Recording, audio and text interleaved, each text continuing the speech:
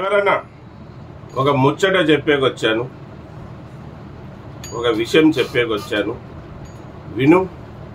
అలాగే మన తోటి డ్రైవర్లని గెలిపించామని చెప్పి సంఘాలు మొదలుపెట్టి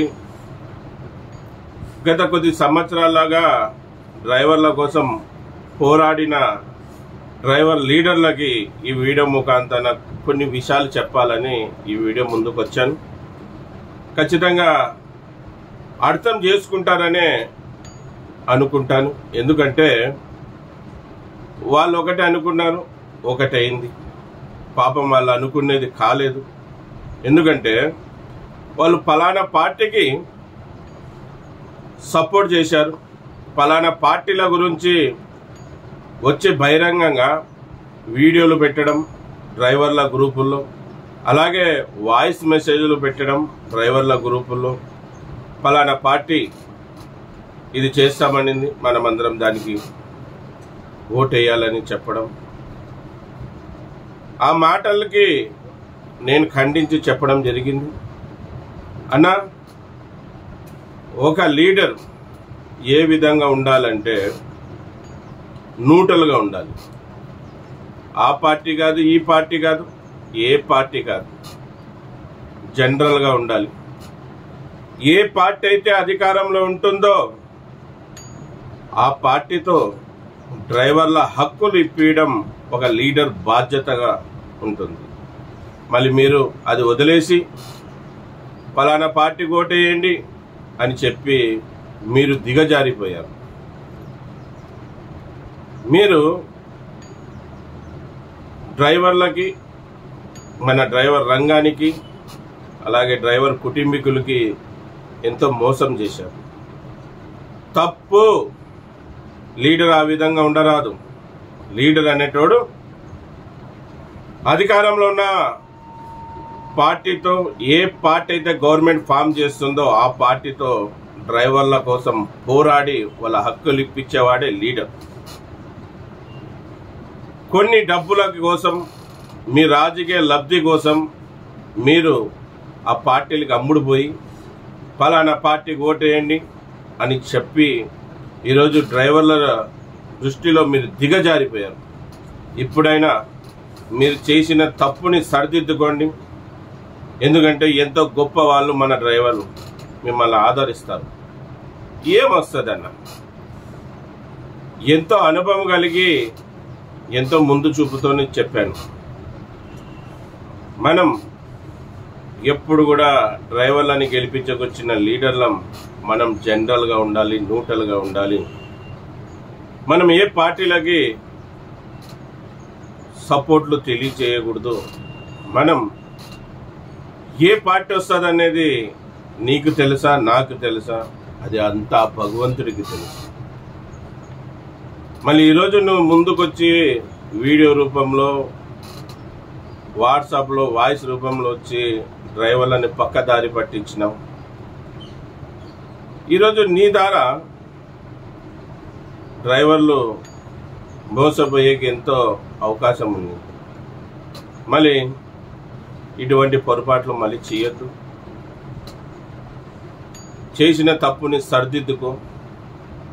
సరిదిద్దుకోలేనప్పుడు నువ్వు డ్రైవర్ యూనియన్ లీడర్ పదవికి రాజీనామా చేసి ఇంట్లో కూర్చో. ఎంతో పోరాడే శక్తి ఉన్నవాళ్ళు, సత్తా ఉన్నవాళ్ళు, యువకులు ఎంతోమంది లీడర్లు అయ్యేకి సిద్ధంగా ఉన్నారు. అటువంటి వాళ్ళకి అవకాశం అన్నాయి. నీ మర్యాద పోయేదే కాకుండా నీ సంఘం మర్యాద కూడా తీసుకుంటున్నావు. కనుక నువ్వు యూనియన్ లీడర్ పదవిలోంచి పక్కకు తప్పుకుంటేనే నీకు మంచిది, నీ సంఘానికి కూడా మంచిది. మళ్ళీ డ్రైవర్ అన్నారా, చూడండి మన లీడర్లు చేసిన ఘనకార్యం. ఆ పార్టీ ఈ పార్టీ అనుకుంటా మనని పక్కదారి పట్టించేకి చాలా ప్రయత్నాలు చేశారు, కానీ వాళ్ళు విఫలం చెందారు. నేను ఒక విషయం చెప్పాలనుకుంటున్నాను. మీరందరూ కూడా అనుకోవచ్చు, నేను పలానా పార్టీకి చెందినవాడిని. నేను ఏ పార్టీకి చెందిన వాడిని కాదు. నేను ఏ పార్టీ అయితే అధికారంలో ఉంటుందో ఆ పార్టీతో డ్రైవర్ల కోసం పోరాడే వ్యక్తి. గనక మీరు కూడా ఇటువంటి వాళ్ళు చెప్పే మాటల్ని నమ్మకుండగా డ్రైవర్ల కోసం నిజాయితీగా పోరాడే సంఘాలతో పాటు ఉండండి.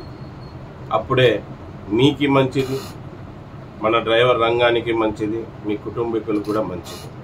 మళ్ళీ మన ఆంధ్రప్రదేశ్లో తెలుగుదేశం పార్టీ భారీ విజయం సాధించింది. మళ్ళీ తెలుగుదేశం పార్టీ అధినేత చంద్రబాబు నాయుడు గారికి, అలాగే వాళ్ళ పార్టీలో టీడీపీ పార్టీలో ఉన్న రాజకీయ నాయకులకి, కూటమిగా ఏర్పడి సపోర్ట్ చేసిన జనసేన నాయకులకి, పవన్ కళ్యాణ్ గారికి, అలాగే బీజేపీ పార్టీ వాళ్ళకి, అలాగే పురంధేశ్వరిజీ గారికి, వీళ్ళందరికీ కూడా మీ తరపున, నా తరపున, మన డ్రైవర్ అన్నల కుటుంబీకుల తరపున, సేఫ్టీ డ్రైవర్ అసోసియేషన్ సంఘం తరపున శుభాకాంక్షలు. మళ్ళీ ఎంతో నమ్మకంగా ఈరోజు మిమ్మల్ని ఓటేసి గెలిపించారు ప్రజలతో పాటు మా డ్రైవర్లు కూడా. మళ్ళీ ఆ నమ్మకాన్ని మీరు కాపాడుకోవాలి. అలాగే అనేకమైన డిమాండ్స్ మీ ముందు పెట్టాం. ముందుగా డ్రైవర్ కంటూ ఒక రోజు, అది డ్రైవర్స్ డే కావాలి. అలాగే మాకు డ్రైవర్ బోర్డు ఏర్పాటు చేయాలి. వయసు పెరిగిన డ్రైవర్లకి పింఛను మంజూరు చేయాలి. ప్రమాదవశాత్తు చనిపోయిన డ్రైవర్ కుటుంబీకులకి 20 లక్షల రూపాయలు అక్షరాల వాళ్ళ కుటుంబానికి అందజేయాలి. ఆ కుటుంబంలో ఒకరికి ప్రభుత్వం ఉద్యోగం కలిగించాలి. యాక్సిడెంట్లో కాళ్ళు చేతులు ఇరిగిపోయిన డ్రైవర్లకి అక్షరాల 10 లక్షల రూపాయలు ఇవ్వాలి. దాంతోపాటు వయసు పెరిగిన డ్రైవర్లకు, అంటే డ్రైవింగ్కి పోలేని వాళ్ళకి ఏదైనా చిరు వ్యాపారం చేసుకోవడానికి అక్షరాల 5 లక్షల రూపాయలు వడ్డీ లేని రుణం ఇవ్వాలి. అనేక డిమాండ్స్ ఉన్నాయి.